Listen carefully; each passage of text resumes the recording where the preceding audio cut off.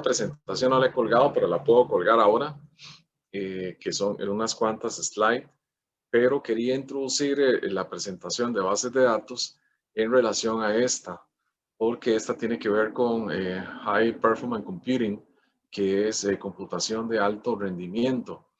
Y es algo que también estamos viendo en la universidad en relación a evaluación de un clúster institucional, ¿verdad? Yo estoy implicado en la comisión de análisis y,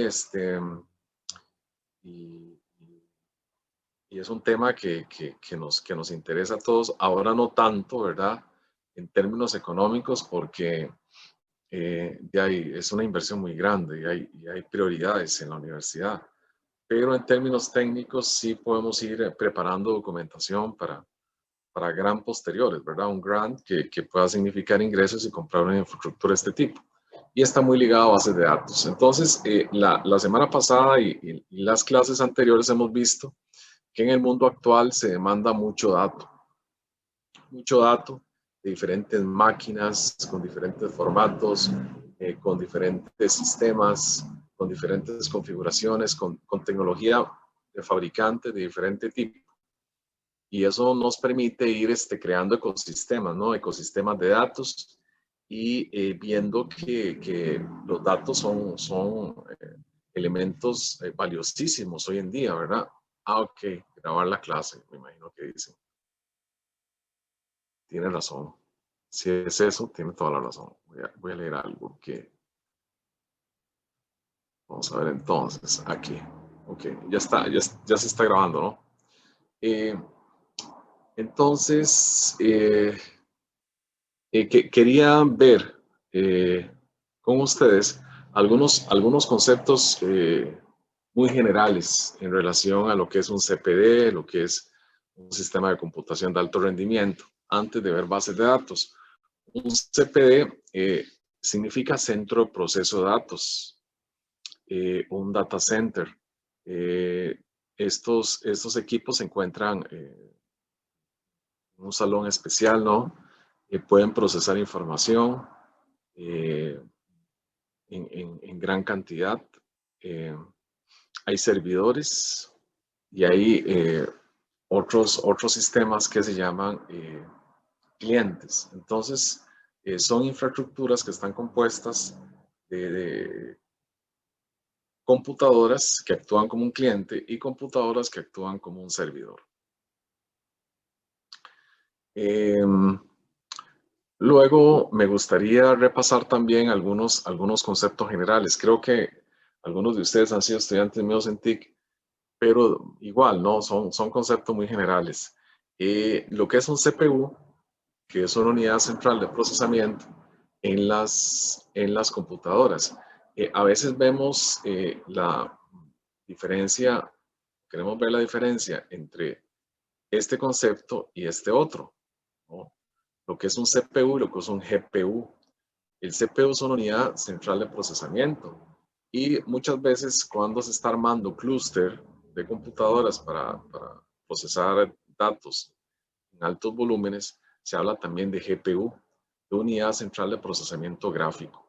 Entonces se habla de cores en CPU y se habla de cores en GPU. Vamos a ver por acá.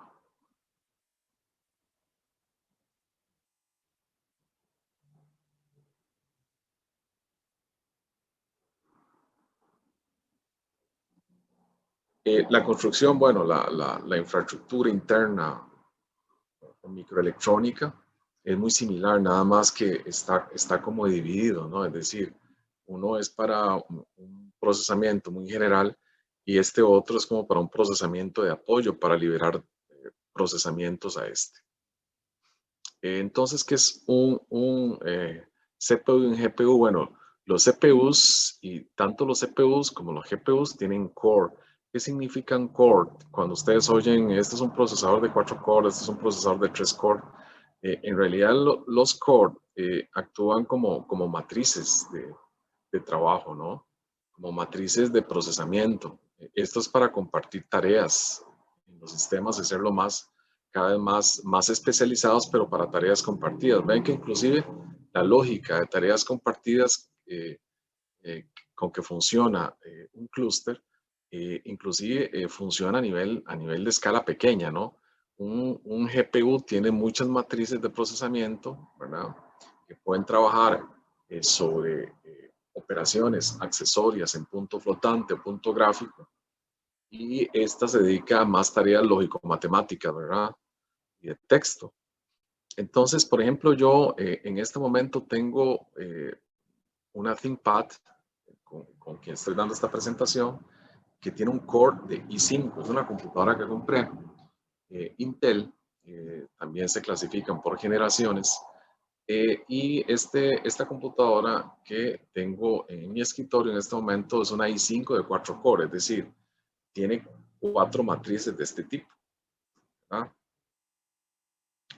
Que permiten ser mucho más eficientes, segmentar operaciones y demás, ¿cierto? Y estos GPU generalmente, por ejemplo, muchos de estos GPU son trabajados a través del fabricante NVIDIA, que trabaja mucho con tarjetas gráficas, GPUs, ¿verdad? Tienen hasta memoria interna. Entonces la idea es como que este actúe como un procesador y este como un coprocesador, ¿no? Como brindándole apoyo a todas las operaciones que se hagan en un sistema central. Entonces, cuando ustedes escuchen un procesador de 2 core, de 4 core, compartidos y demás, están hablando como de subdivisiones, ¿no? Y si hablan de GPU, generalmente son procesadores o coprocesadores de un sistema de cómputo que permiten liberar tareas y centralizarse más en operaciones flotantes, en operaciones gráficas principalmente. Los gamers y todos estos que trabajan en diseño gráfico, no les es suficiente el procesamiento acá, sino que trabajan mucho con los procesamientos en GPU. Cualquier pregunta me dicen, ¿verdad? Y esto es lo que les acabo de decir, ¿no? El i5, por ejemplo, en este caso, este es uno de 9ª generación, trabaja por lo menos en cuatro núcleos o 4 cores. Ahora, cuando estamos hablando de sistemas físicos que soportan bases de datos, hablamos de 2 modalidades, ¿verdad? Muchas veces se habla de localizar o de colocar en una empresa o de colocar en algún instituto o alguna universidad un clúster físico, ¿no? Un clúster físico que tenga al menos distribuidores para conectar servidores maestros y servidores esclavos. Vean que son como pilas, ¿verdad? Están en paralelo. Esto quiere decir que la computación es posiblemente paralela y distribuida. Es decir, que cuando se tiene un gran problema, las tareas se reparten en procesamiento individual, ¿cierto? Es decir, que yo tengo un gran problema por procesar y sencillamente reparto tareas en tiempo real y en tiempo simultáneo, tareas divididas. Entonces, al final, los servidores hacen tareas divididas y al final hay un algoritmo que me une todas las partes que estoy trabajando, ¿no? Eso es mucho más eficiente a tener un sistema de cómputo continuo que me haga todas las partes de manera consecutiva. Entonces se habla de una tarea en paralelo y distribuida, ¿no? Distribuyo, esto es un rack, aquí están los servidores, hay un servidor maestro y el resto son esclavos, ¿verdad? Hay un maestro y el resto son servidores que actúan como esclavos. Estos sistemas pues son caros, ¿no? Y demás, y su costo es muy alto. Algunas veces, en lugar de colocar en una empresa, colocar un clúster físico, se habla de comprar servicios, ¿no? A un proveedor. En este caso, se habla de un clúster ya no físico, la colocación de un clúster físico, sino un clúster virtual. Estos cloud services están aquí adentro, ¿verdad? Pero me estoy refiriendo a la colocación de clúster en empresas o instituciones o en centros de investigación físicos que cumplan una tarea. Muchas veces ustedes pueden colocar, dependiendo de la empresa que estén manejando, colocan el clúster físico, ¿no? Y tienen que hacerse cargo, pues, por supuesto, de toda la operación y mantenimiento de un sistema que corresponda. Pero otras veces, en lugar de hacer una inversión en clúster físico, se contrata a una empresa para trabajar en cloud service, que es lo que es muy de moda ahora, ¿no? Trabajar en un clúster virtual donde el monto muy bajo y en lugar de costar muchos miles de millones de dólares o lo que sea, cuesta cientos o miles de dólares, ¿verdad? ¿Quiénes proveen estos servicios? Bueno, estos servicios son, actúan como proveedores estas compañías, ¿no? Por ejemplo, Google, Amazon Web Service o Azure. Estos son tres proveedores maestros, líderes en el mundo que brindan infraestructura para trabajar en nube, ¿no? ¿Cierto? Es decir, que las empresas, en lugar de tener su clúster físico, ellos tienen un clúster físico que proveen lo que es una nube para la empresa que quiera trabajar a distancia, ¿no? Entonces, eso baja mucho costo, ¿verdad? ¿Por qué? Porque nos permite dedicar esfuerzos y trabajo a la aplicación y al procesamiento de datos, ¿verdad? Eh, lo que es mantenimiento preventivo, lo que es mantenimiento correctivo, lo que es costo eléctrico y personal dedicado al mantenimiento de un servidor virtual, pues es encargado por el proveedor, ¿no? Entonces uno contrata eh, una especie de membresía, ¿verdad? Una especie de membresía y de costo de uso de un equipo y se lo alquilan el equipo, en otras palabras. Ese es el término correcto. Alquilan el equipo. Para la determinación de un precio, de un cálculo a través de un cloud service, que es lo que todo el mundo hace en investigación, todo el mundo está haciendo, trabaja con Amazon Web Service, por ejemplo. Tienen sistemas de computación altos, de alta capacidad, de potencia de cálculo muy buena y de precios muy accesibles. Entonces, ¿cómo es que uno determina el precio, no? Como para, en lugar de comprar físicamente la infraestructura, despreocuparse por lo que es mantenimiento, despreocuparse por lo que es recursos humanos, seguros y todo eso, uno contrata, hace un cálculo de un estimador. Por ejemplo, hay empresas que son intermediarias. Por ejemplo, Databricks es una. ¿Qué es un intermediario? Un intermediario es que te administran las cosas que querés procesar, ¿no? Pero ellos a la vez contratan los servicios de Amazon. Es como un intermediario, ¿no? Que ellos compran los servicios a Amazon, ¿no? Y te brindan un plus adicional, ¿cierto? Entonces, por eso es que ves que hay muchas empresas que tienen los logos de Amazon Web Service, pero en realidad ellos lo que hacen es que brindan un conjunto de servicios adicionales para, o actúan de intermediarios para vendérselos a otros, ¿cierto? Especialmente esto se da cuando son, por ejemplo, temas muy especializados, ¿no? Entonces la empresa contrata a asesores especiales, contratan a Amazon, ¿no? Pero a la vez contratan a especialistas y dan soporte y todo eso, y eso se cobra, ¿no? Entonces, estas empresas, por ejemplo, pueden buscar en Databricks, eh, no solamente tienen actúan intermediarios para la infraestructura y trabajar en Big Data, sino que también instalan programas, como programas en Machine Learning o inteligencia artificial para que corran en nube. Es decir, no solamente le brindan un espacio de almacenamiento y un conjunto cores para procesamiento, sino que también te recomiendan y tienen preinstalados software para analizar datos. Y ellos tienen estimadores, ¿no? Entonces usted se puede ir a un estimador y calcular lo que usted necesita, ¿no? Si ustedes como ingenieros en algún momento tienen un conjunto de datos, quieren contratar un cloud service en Amazon, por ejemplo, si están trabajando en Boston, estos que manejan grandes datos y quieren un análisis individual, ustedes se van a estos estimadores y empiezan a decir, bueno, aquí lo ven estos conceptos, CPUs, es lo que vimos ahora, ¿no? CPUs, 32 gigas, o sea, te dice los CPUs, el almacenamiento y los costos asociados y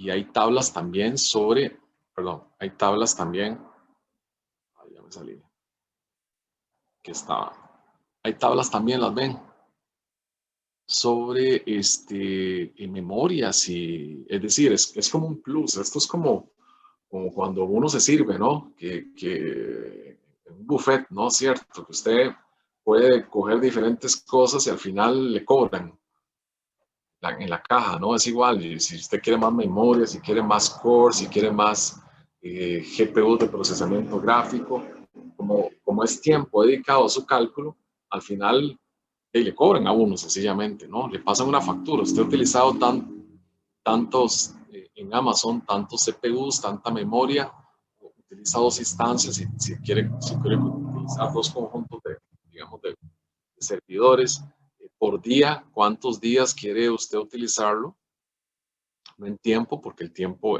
de cálculo en estos servidores es valioso, ¿no? Y cuántos días. Uno generalmente, a no ser de que esté haciendo un trabajo continuo, no pone 24 horas. Usted no tiene un procesamiento cálculo 24 horas por 25 días, a no ser de que sea un volumen de datos muy grande. Todo lo que hacen los ingenieros es que hacen la configuración de los estimadores en Amazon Web Service y ponen los días y ponen los meses y te da un cálculo, ¿no? Entonces vean, aquí por ejemplo yo utilizo 32, 128, dos instancias durante 10 días, durante 10 horas, perdón, a 25 días, son 274. Entonces, esto es lo que me cobran a mí para trabajar en estos servidores. Esto es un cálculo de un procesamiento en lugar de usar esto físicamente, ¿no? Es decir, en lugar de comprar los racks, comprar los servidores,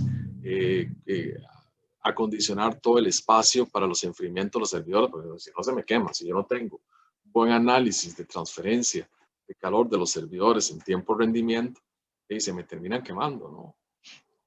Y también gente dedicada a controlar que tenga planes de acciones operativas sobre los ciclos de revisión y mantenimiento, calidad del aire, de partículas libres de polvo, etcétera. Es decir, todo un proceso de tiempos de acciones, cuáles van a ser los usuarios, cuáles van a ser los proyectos asociados y todo esto, ¿verdad? Es decir, usted tiene que hacer una planificación sobre la necesidad de uso del equipo y luego usarlo.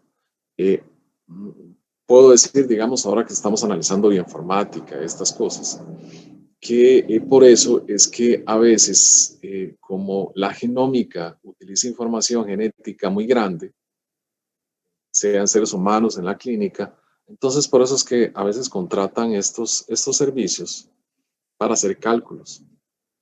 Vuelvo a repetir, ¿no? Esta situación se da especialmente cuando los datos digamos, no sean tan sensibles, ¿verdad? Y hay permisos y accesos y demás. Eh, en genómica, pues uno siempre tiene que tener cuidado, especialmente en el área biomédica, de que tiene que haber permisos consensuados, tiene que haber una libre distribución de los datos también, un acceso, tener interfaces de acceso a los sistemas y también todo lo que tiene que ver con los permisos y uso de esos datos, ¿verdad? Porque los datos, si son humanos, pues el propietario de los datos es usted como ser humano, ¿no? Usted puede salirse de cualquier proyecto, de cualquier análisis de investigación, cuando usted lo desee, porque son sus datos. En relación a esto que ya les había enseñado antes, en relación, estos son un par de racks que hemos hecho, y yo ya se los había enseñado desde antes, pero lo nuevo es que se puede contrastar con esta nueva información, ¿no? Ya aquí, por ejemplo, esto es un equipo pues, antiguo que hemos instalado todos los sistemas y todo. Ven que tiene 4 discos, cada disco de 250, es 1 tera, cada servidor pues tiene 1 tera. Y vean que es un sistema de computación en paralelo y distribuido, ¿no? Está distribuido, interconectado con diferentes, hay un nodo maestro, ¿verdad? Por aquí está el nodo maestro, hay un hub por aquí arriba de distribución, un switch de intercambio también, y pues aquí los habíamos conectado, digamos, la modificación se hizo posteriormente, ¿no? Pero aquí los habíamos conectado por cable. Habíamos hecho pues algunas publicaciones de impacto y apoyando una maestría, etcétera. Pero el concepto más importante que quiero en relación a esta nueva información, y especialmente con estas imágenes, es que esto es un pequeño HPC, un pequeño clúster que en lugar de tener computadoras estacionarias como estas que no tienen la capacidad de cálculo, como estas, vean que estas están unidas, estas es como si fueran una de estas, ¿verdad? Son 25 o 30 computadoras unidas que permiten hacer cálculo masivo y manejar grandes volúmenes de datos. Eh, especialmente, esto es recomendable especialmente, digamos, cuando tienen información también y sirven de almacenamiento, ¿no? Cuando tienen información muy sensible, digamos, y alto valor para la empresa. Entonces ahí se justifica totalmente el tener un pequeño clúster local y procesamientos en general, si son análisis de datos que no son tan sensibles, pues uno podría contratar un club service por aparte, masivo, especialmente si son grandes volúmenes de datos, ¿verdad? En este sentido, a veces los bancos que hacen transacciones eh, de gran escala, pues contratan mucho los servicios de Amazon. Entonces, eso era de manera general la introducción, no sé si hay alguna pregunta, a lo que es HPC. Y si no, me da unos 5 minutos para comenzar por lo menos lo de bases de datos.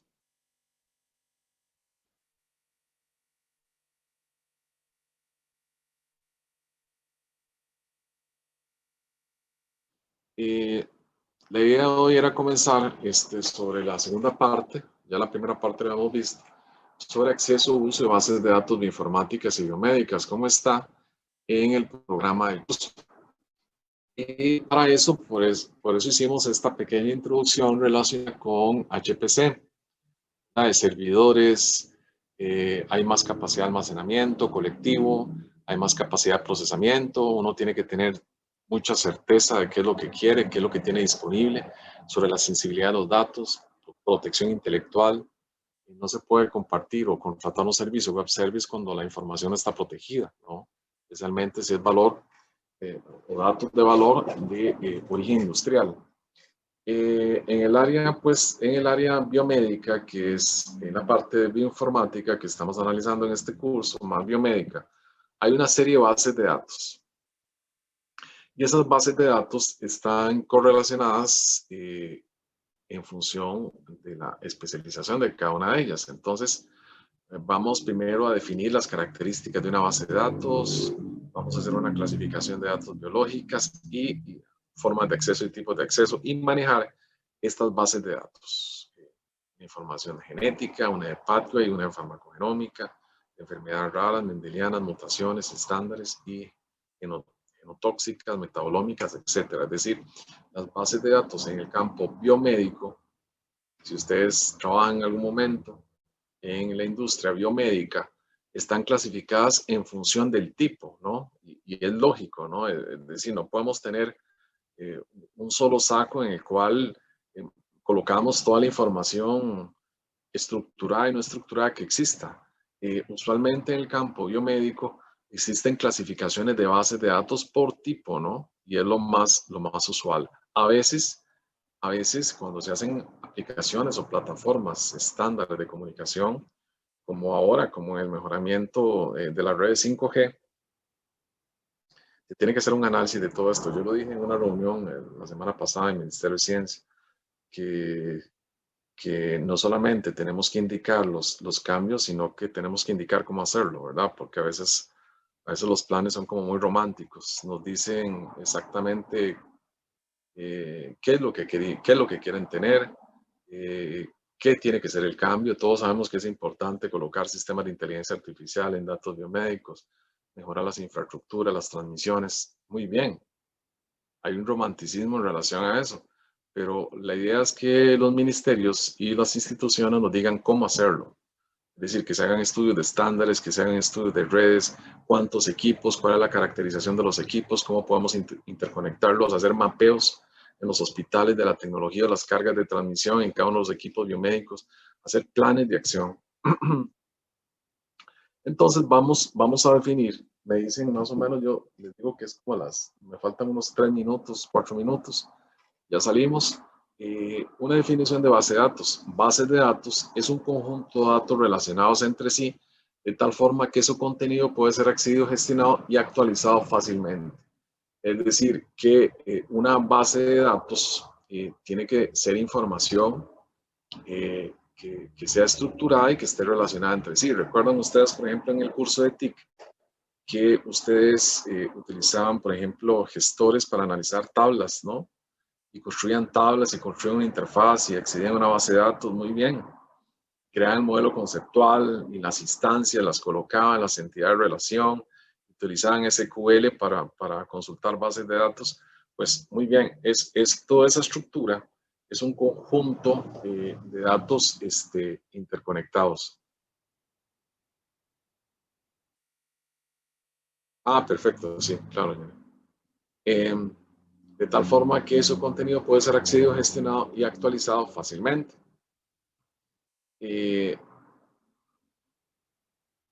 Existen en este mundo bases de datos, existen entonces características muy importantes que definen la base de datos como tal.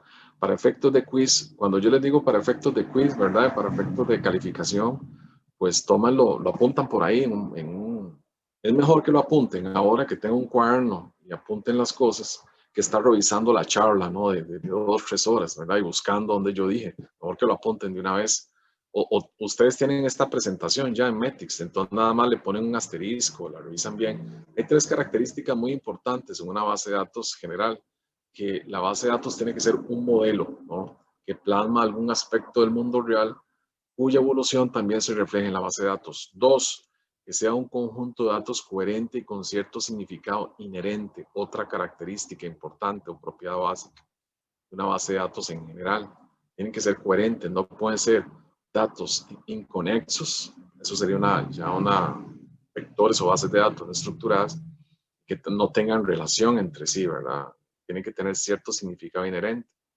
Y luego que tenga un propósito específico, ¿no? Que toda base de datos se diseña con un propósito específico. Está pensada para un grupo de usuarios. Esta es la forma como nosotros generamos bases de datos. Uno quisiese, ¿no? Que haya bases de datos que relacionen todo. De repente, ¿no? Si estamos trabajando en radiómica, que haya bases de datos que vinculen imágenes con datos genéticos. Una maravilla, ¿no? Pero a veces se vuelve tan complicado y tan poco fácil de usar que no logra el propósito específico para el cual fue diseñada la base de datos. Acuérdense que uno tiene que, cuando diseña software, uno levanta requisitos y levanta el perfil de un usuario, ¿no? Si esto no se cumple, y usted por hacer algo muy complejo, hace una base de datos no muy práctica, no muy amigable, al final esa base de datos no la usa nadie.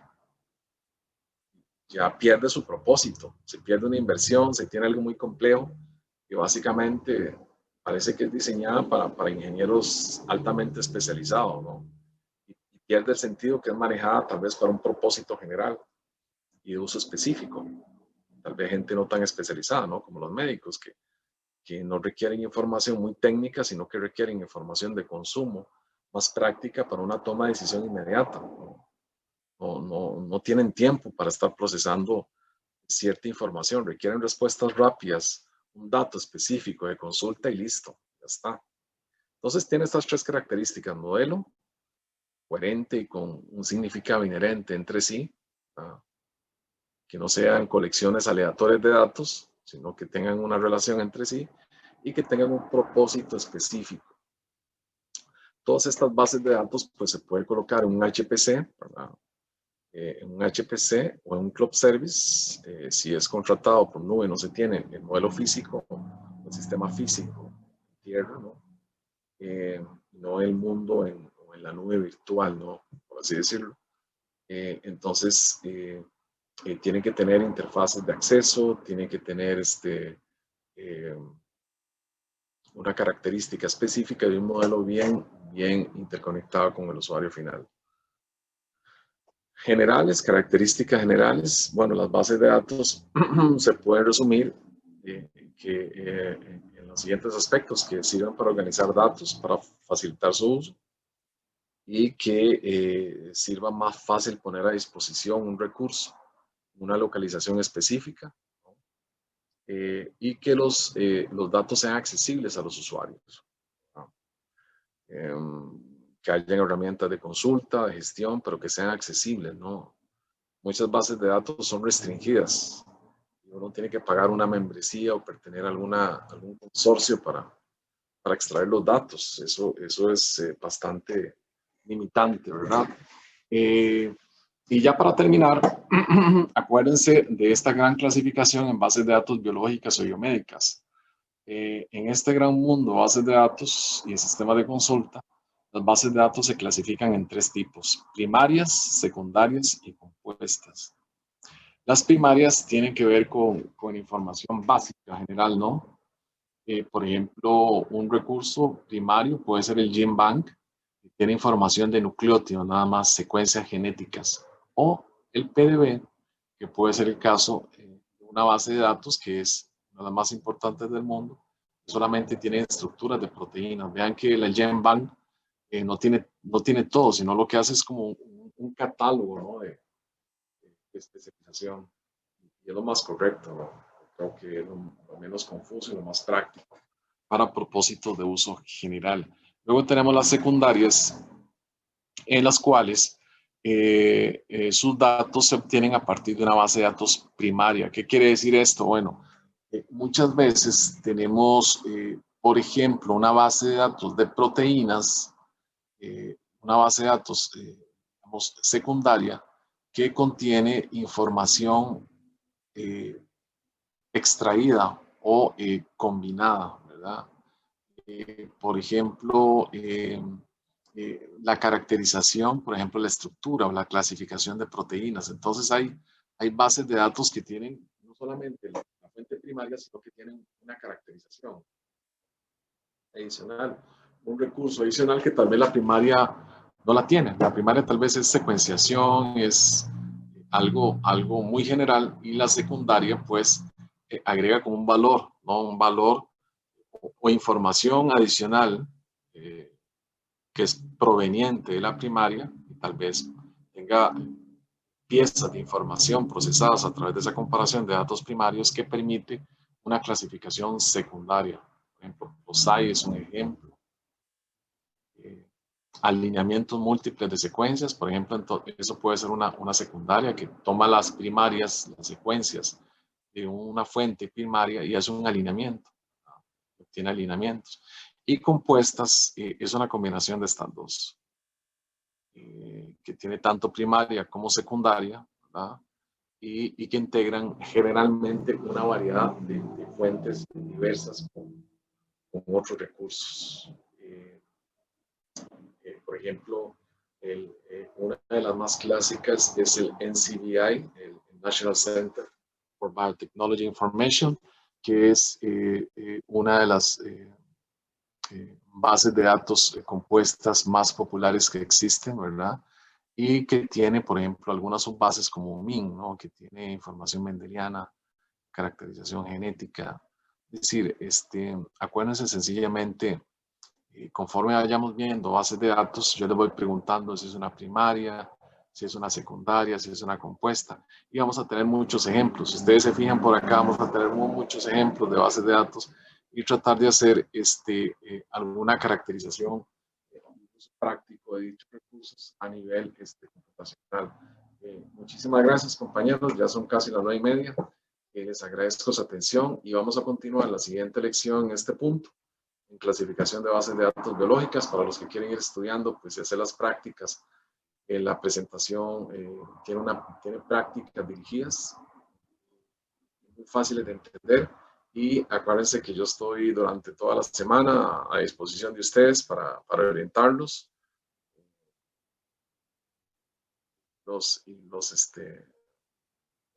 guiando en este gran mundo que es la informática. Muchísimas gracias. Buen día. Gracias, profe. Me parece que hay un Gracias, compañero, profe. no, con mucho gusto. Me parece que hay un compañero que se quiere quedar al final, entonces queda al final conmigo, por favor. Profe, yo también puedo. Ah, ok, 12 entonces tenemos. Okay, entonces vamos a esperar.